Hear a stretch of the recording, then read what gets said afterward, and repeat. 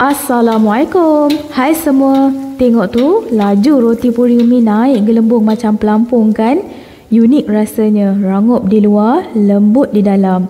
Tapi dalam tutorial hari ni special sikit. Umi nak share resipi roti puri kelapa.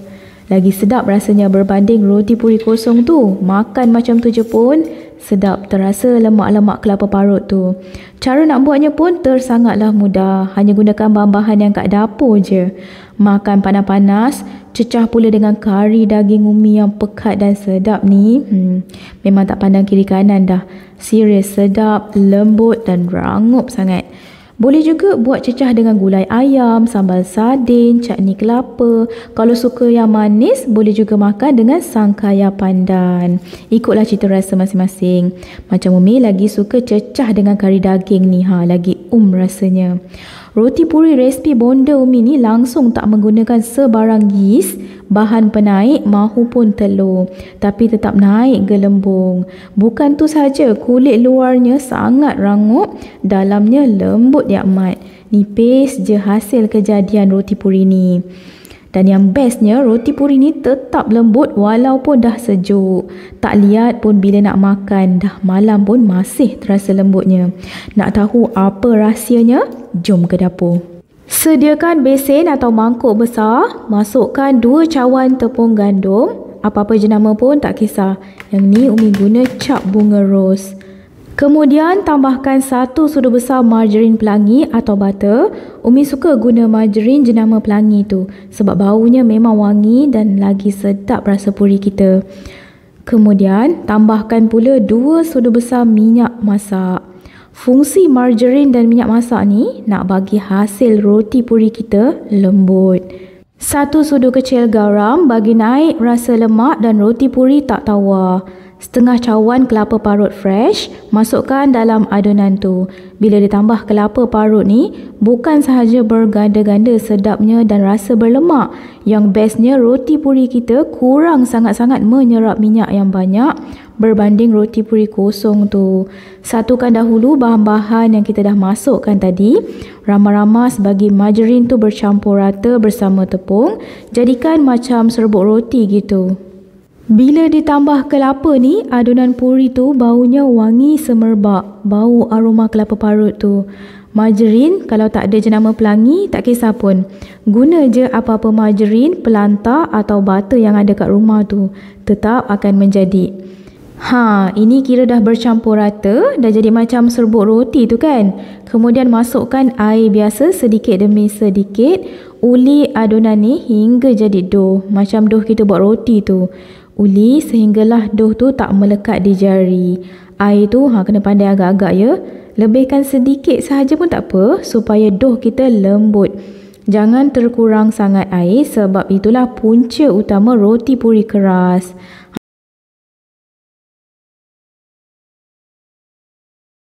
Jadi part menguli ni memang makan masa sikit. Tapi tak adalah lama macam kita nak uli dough roti tu sampai 40 minit. Tak perlu pun ya. Cukup sehingga dough roti puri ni lembut, tak melekit-lekit lagi. Dan bila ditekan-tekan guna jari, macam Umi buat tu, adonannya lembut je, tak keras kejung. Dah memadai lah tu. Umi nak ingatkan lagi ya, untuk dapatkan hasil puri yang kekal lembut dan tak liat walau dah sejuk, adunan dough kita haruslah biarkan lembut sedikit. Air tu jangan letak sikit sangat. Biar lembut dan ditekan-tekan guna jari, adonannya mudah dan lembut je masuk ke dalam. Kemudian bila dough tu dah tak melekat, boleh nampak ya besen tu bersih je. Tak adalah sisa-sisa tepung pun yang melekat. Hentak-hentakkan sikit dough tu, bagi doughnya lebih ringan. Baling-baling gitu. Kemudian ulikan sekejap lagi dalam 2 ke 3 minit. Bentukkan bulatan yang kemas. Kemudian sapukan permukaan bahagian bawah dough tu dengan sedikit margarin supaya doughnya tak kering bila direhatkan nanti. Dah siap tepek-tepekkan permukaan dough dengan margarin, bolehlah tutup guna tuala kering. Supaya dough tu tak masuk angin dan kekal kelembapannya.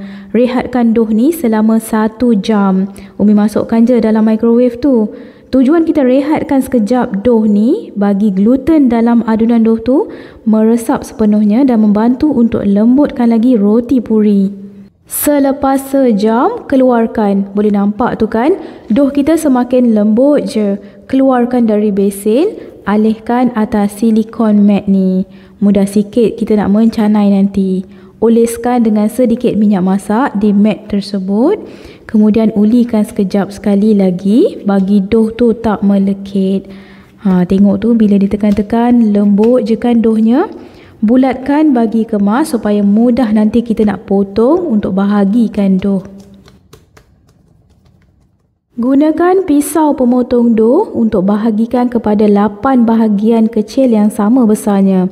Kalau nak buat roti puri yang lagi kecil saiznya, boleh bahagi kepada 12 bahagian kecil yang sama saiznya tu. Yang ni Umi nak buat roti puri saiz besar sikit. Jadi Umi potong kepada 8 bahagian sahaja. Kemudian ambil dough-dough kecil tu, bentukkan semula kepada bulatan yang kemas. Dah siap, boleh ketepikan. Sambung bulat-bulatkan dough yang ada tu hinggalah habis. Bentukkan biar kemas bulatannya ya, supaya mudah dan cantik bentuk puri yang terhasil bila dicanai nanti. Dah siap bulat-bulatkan tu, boleh susun dough di bahagian tepi dahulu. Dan jangan lupa tutup dough yang belum dicanai tu dengan kain ya, untuk elakkan permukaan jadi kering. Sementara ni dah boleh panaskan dahulu minyak. Umi letak dough tu betul-betul di bahagian tengah. Oles sedikit kayu penggelik dengan minyak masak supaya mudah dough tu tak melekat bila dicanai. Canaikan dough ke depan dan ke belakang, kemudian ke kiri dan ke kanan perlahan-lahan hingga dapat bentuk bulat yang kemas. Senang bila canai atas silikon mat ni tau. Kan dah siap-siap pada saiz skala bulatan tu. Jadi ikut je besar yang kita nak untuk dapatkan bulatan yang cantik. Perlu diingatkan ya, bila mencanai ni jangan terlalu nipis atau terlalu tebal. Bila nipis sangat dikuatiri bila goreng nanti ia mudah terkoyak dan bocor. Jadi tak kembung hasil puri. Dan jangan tebal sangat pun nanti susah nak kembung dan roti puri kita akan kelihatan tebal. Kalau ikut saiz berbola yang dah bahagi kepada 8 bahagian tadi tu, Umi canai besarnya hingga skala 6 inci tu. Canai buatkan bentuk bulat yang kemas, ikut je skala 6 inci tu. Mudah kan? Hasilnya memang ngam elok je. Ketebalan dough puri tu tak adalah terlalu nipis dan tak terlalu tebal. Dah siap gelik, boleh rata-ratakan bahagian tepi tu guna jari, tapi jangan ditekan-tekan sangat ya. Ratakan manja-manja je sebab dough ni memang dah lembut, jadi senang nak bentukkan. Tips penting bila nak goreng roti puri ni, wajib pastikan minyak dah betul-betul panas. Api biarkan sentiasa besar dan kuantiti minyak tu kena banyak ya. Perlahan-lahan masukkan dough yang telah dicanai tadi dalam minyak panas. Biarkan sekejap, kemudian gunakan sudip, sirakan minyak panas tu di atas puri hinggalah roti puri tu naik menggelembung.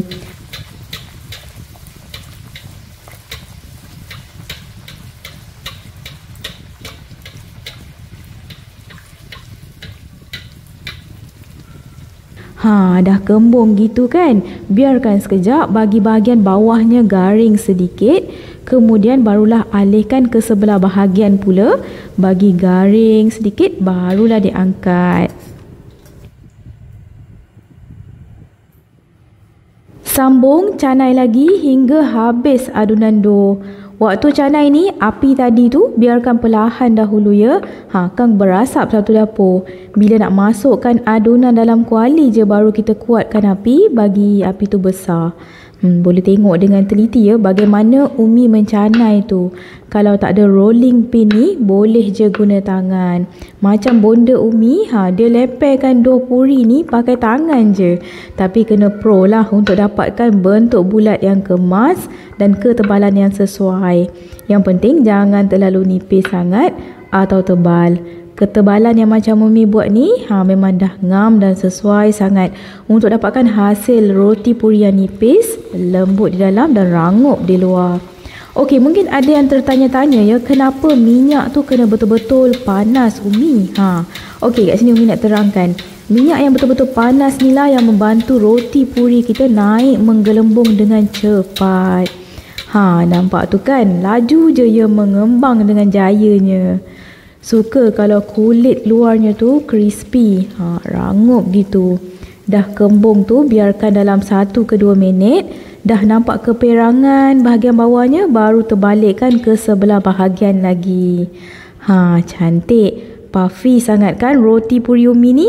InsyaAllah kalau ikut step by step serta tips-tips penting yang dah pun Umi highlightkan tadi, akan menjadi sempurna hasil roti puri kita. Dan yang seronoknya, roti puri style bonda Umi ni tak serap minyak yang banyak ya, sebab adanya kelapa parut tu. Makan ratah macam tu je pun dah sedap tau. Tak perlu cecah dengan kari atau sardin pun dah berlemak rasa purinya. Sebab garam yang kita masukkan tadi tu membantu untuk naikkan lagi rasa lemak puri ni. Kalau tak percaya, boleh cuba nanti ya. Confirm anda akan jatuh cinta dengan resipi bonda Umi ni. Lagi satu poin penting yang Umi nak highlightkan, hampir terlupa dah. Kalau nak tahu roti puri kita yang betul-betul menjadi sempurna, kita boleh perhatikan kat situ ya. Bila ia mengembung, di permukaan puri tu ada di permukaan kulit roti puri tu ada biji-biji halus macam jerawat yang menggerutu gitu. Kalau dapat tekstur macam ni, memang rangup lah. Siap dah roti puri kelapa by Umi. Masih panas-panas lagi ni lah, yang nikmat sangat tau bila makan roti puri. Jom Umi nak tunjukkan bahagian dalamnya. Bila dikoyakkan tu, boleh dengarkan bunyi kerangupan roti puri ni. Nampak tu, berongga di tengah-tengah tu. Dan ada lapisan tepung yang sangat-sangat lembut dan boleh nampak kan tekstur kelapa parut tu. Memang terbaik rasanya, sedap sangat-sangat, cecah pula dengan kari daging yang pekat ni. Resipi kari daging ni Umi dah pun sharekan di ruangan description. Anda boleh tengok di bahagian akhir video ni juga, Umi dah tempelkan sekali. Sekian sahaja dalam tutorial kali ni. Jumpa di episod akan datang dengan pelbagai resipi-resipi menarik hanya di channel Umi Athiah Atif Kitchen. Jadi jangan lupa subscribe, like, sharekan video ni jika anda sukakan resipi Umi, dan tekan lonceng pertama untuk dapatkan notification video-video terbaru hanya di channel Umi. Assalamualaikum. Bye.